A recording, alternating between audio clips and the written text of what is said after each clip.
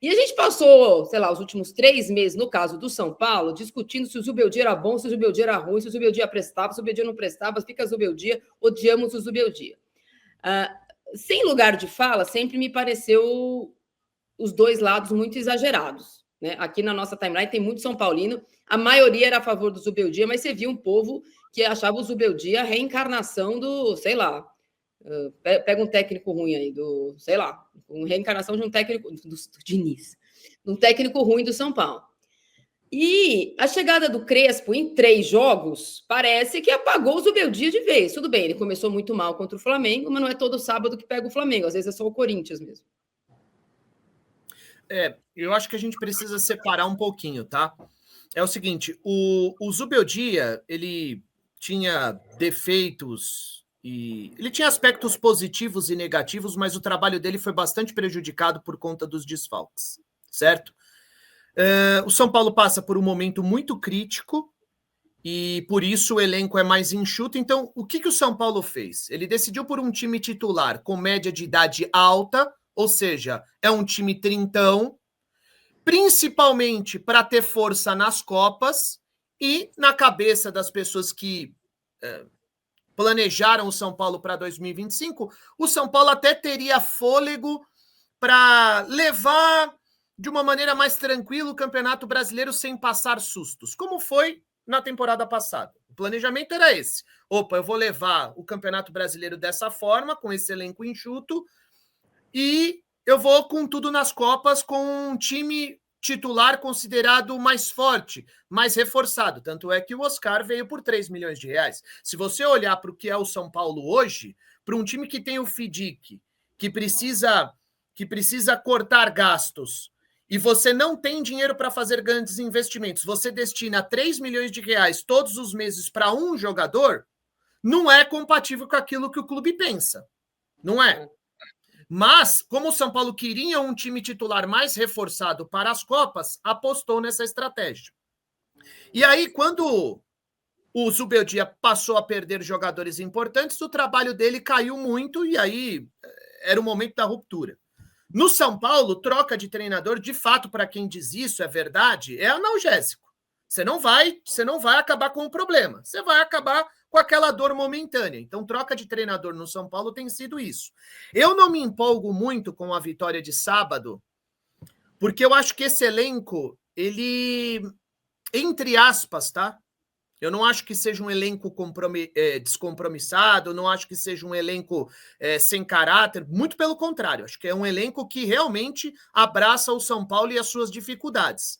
Mas é um elenco que não tem a mesma mobilidade o mesmo poder de mobilização para todos os jogos. No Campeonato Paulista, o Corinthians foi amassado pelo São Paulo, no Morumbi. E logo na sequência o time caiu de produção. O time depois não conseguiu ganhar do Mirassol em casa, equipes menos expressivas. Então eu não me empolgo muito. Por quê?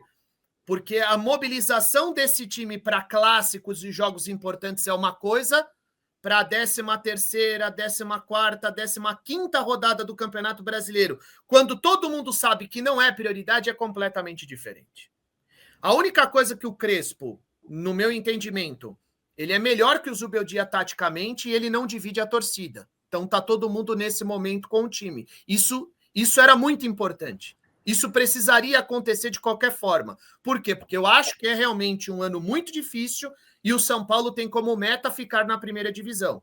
Eu acho que aquele planejamento de olhar para a Libertadores de uma maneira diferente, desde a chegada do Crespo, esse planejamento ou esse olhar, ele mudou bastante. Então hoje o foco é ficar na primeira divisão com 45 pontos. Se o São Paulo vai morder, como ele mordeu sábado, todos os jogos a partir de agora, eu sinceramente não acredito. E aí, Pipo, é isso?